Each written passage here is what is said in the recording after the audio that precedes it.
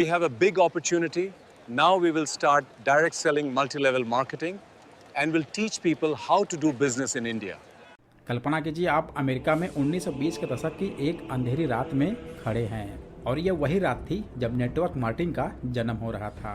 एक छोटी सी meeting room में कुछ लोग इकट्ठा हैं। टेबल पर रखी दवाइयों की बोतलें, तेल, शैम्पू, कॉस्मेटिक और साथ ही में एक सवाल, क्या लोग एक दूसरे से प्रोडक्ट्स खरीदेंगे या यह आइडिया उसी रात खत्म हो जाएगा।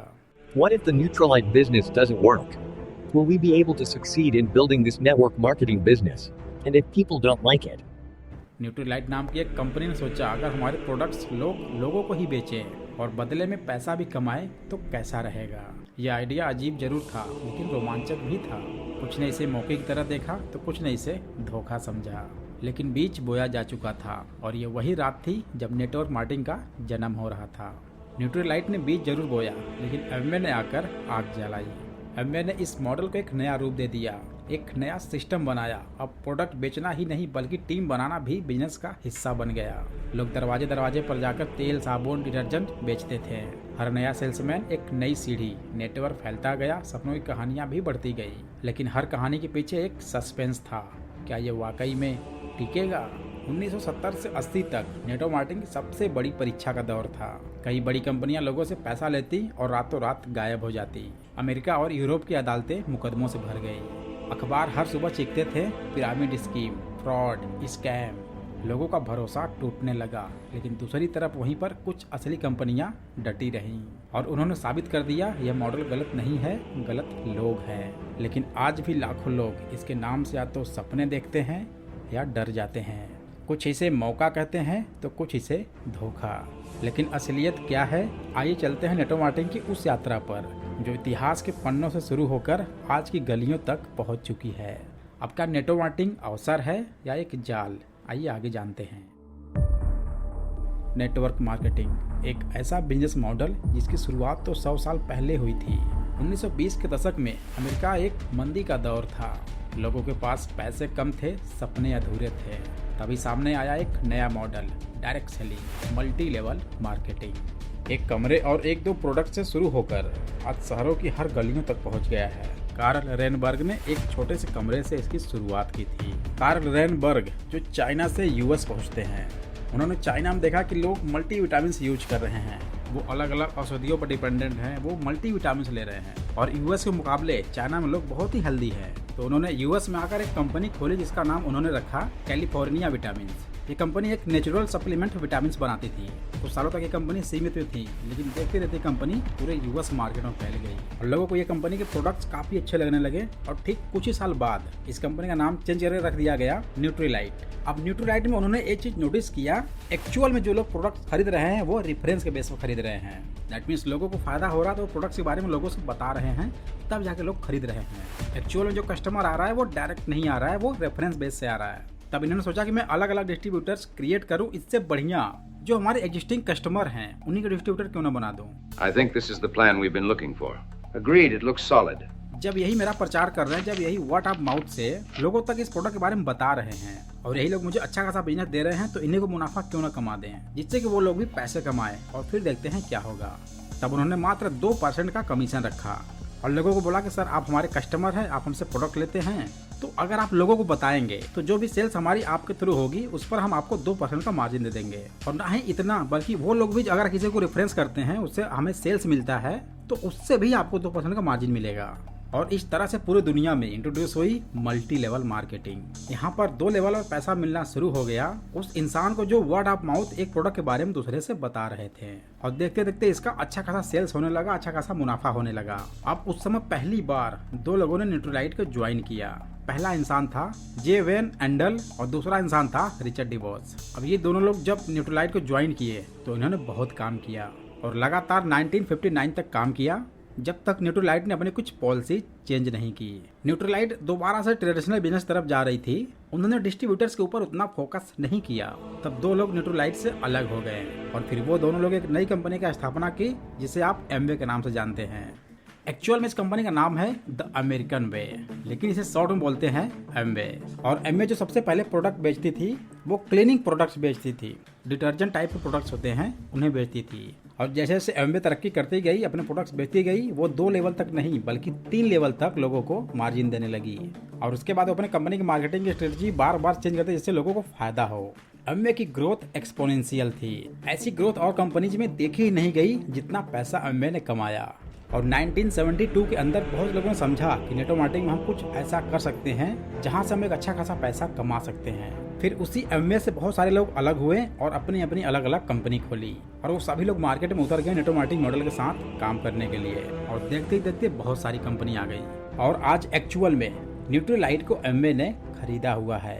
1990 से 2000 का दशक जब भारत में आर्थिक उदारीकरण का दौर था, तब विदेशी कंपनियां भारत आई और साथ आई नेटवर्क मार्केटिंग की लहर। लोग पहली बार इस मॉडल से रूबरू हुए। We have a big opportunity. Now we will start direct selling multi-level marketing and will teach people how to do business in India. India में जब लोग पहली बार नेटवर्क मार्केटिंग का नाम सुने, लोगों को लगा एक्स्ट्रा इनकम मिलता है, पैसिव इनकम है। लोगों को यहाँ पर इन्होंने सेमिनार कंडक्ट किए, लोगों को इन्फ्लुएंस किया और लोग जुड़ गए। That may not sound like any big deal, but I can tell you that Amway and other direct selling companies that are here today are the only FMCG companies in this country who offer comprehensive money-back guarantees. Executive Director of the European Direct Selling Association. That's a bit of a particular organization. It's not like a national direct selling association.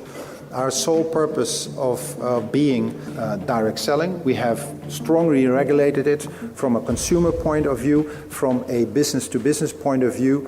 When the Indian economy grows and opens up, we firmly believe that U.S. companies. और लोगों ने पैसे भी कमाने शुरू कर दिए, but एक प्रॉब्लम आई। डायरेक्ट सेलिंग जो है, अगर रेगुलेशन इसमें नहीं है तो कई गड़बड़ हो सकते हैं और लोगों को काफ़ी नुकसान भी हो सकता है। इन कंपनीज के जो प्रोडक्ट होते थे वो यहाँ पर लोगों के काम के ही नहीं थे, जिसका यूज भारत में बहुत ही कम था, जैसे कार क्लीनिंग वाले प्रोडक्ट्स। बट इंडिया में लोगों के पास कार ही नहीं थे। अब जो कि लोग ज्वाइन हो चुके हैं, उन्हें प्रोडक्ट मिल चुका है, तो उसका वो करेंगे क्या? वो अपने भैंसों को नहलाना शुरू कर दिए हैं, क्योंकि अब इंडिया में लोगों के प्रोडक्ट्स काम का ही नहीं था। तब जब लोगों ने देखा कि नेटवर्क मार्केटिंग का प्लान बहुत जबरदस्त है, काम इसमें बहुत अच्छा है, लेकिन प्रोडक्ट्स काम के नहीं है, तब उन्होंने कुछ अलग जुगाड़ लगाया। तब उन्होंने एक काम किया, प्रोडक्ट ही हटा दिया, सिर्फ प्लान पे काम करने लगे। पैसे लगाओ पैसे कमाओ, पैसे लगाओ पैसे कमाओ, ए का पैसा बी को, बी का पैसा सी को, सी को पैसा डी को। और यहाँ से शुरू हुई चिट फंड कंपनी, और इसी को कहते हैं पोंजी स्कीम। पैसे लगाओ पैसे कमाओ, पैसे लगाओ पैसे कमाओ, सिर्फ पैसा लगता जा रहा है, प्रोडक्ट्स नाम का कुछ है ही नहीं। अब इसके बाद लोगों को बहुत लॉस झेलने पड़े, लोगों को पैसे डूबने लगे, लोग कर्ज में आते गए, लोगों के पास लोन के पेपर रह गए। क्यों? क्योंकि एक्चुअली कंपनी लोगों का पैसा लेकर भाग गई। कुछ के लिए ये सुनहरा मौका जरूर था गरीब से अमीर बनने का, लेकिन कई परिवार कर्ज और धोखे में फंस गए हैं। और भारत में भी वही सवाल गूंजा, आखिर भरोसा किस कंपनी पर करे और किस लोग पर करे। उस समय लाखों लोगों के पैसे डूबे। हर सेमिनार में तालियों की गड़गड़ाहट थी, हर नुक्कड़ पर एक चेतावनी भी थी, जुड़ना मत, जुड़ना मत, ज्वाइन होने वाला काम है, जुड़ने वाला काम है। ये वो दौर था जब नेटवर्क मार्केटिंग के 2 पहलू बन गए, एक तरफ नेगेटिविटी माइंडसेट के लोग और दूसरी तरफ पॉजिटिव लोग। किसी के पास सफल होने की कहानियाँ थी तो किसी के पास कर्ज लोन का पेपर। डर अभी भी वही था और लोगों के दिमाग में बस एक ही चीज़ था, स्कैम, फ्रॉड, जोड़ने वाला काम। यूँ माने तो अभी तक कुछ भी नहीं बदला था। और तब आया वो दौर जब रामविलास पासवान जी द्वारा नेटवर्क मार्केटिंग के लिए सॉलिड रेगुलेशन लाया गया, जब सब कुछ बदल गया। मैं जानता हूँ कि ऐसी कंपनियाँ जैसे एमवे, ओरिफ्लेम, एवन आदि ने देश में इस तरह के डायरेक्ट सेलिंग के नेटवर्क स्थापित किए हैं, किंतु डायरेक्ट सेलिंग के लिए इस्तेमाल की जाने वाली प्रक्रिया में खतरा भी है। हाल के दिनों में डायरेक्ट सेलिंग अथवा सीधे व्यापार मॉडल का प्रचलन तेजी से बढ़ा है। अनुमान है कि आगामी 10 वर्षों में देश में उपभोग आज के स्तर से 4 गुना हो जाएगा। मैं आपसे एक ही चीज़ इसके माध्यम से करूँगा कि आप जो भी रेगुलेटर बनावें, जो भी आपका प्रपोजल हो, उसमें जरूर इस बात को देखिए कि कंज्यूमर के साथ में धोखाधड़ी नहीं होना चाहिए। और फिर 2016 में इंडियन गवर्नमेंट द्वारा डायरेक्ट सेलिंग कंपनियों के लिए rule, regulation, term condition, guidelines लाया गया और इंटरनेट ने नेटवर्क मार्केटिंग को पंख दे दिए हैं।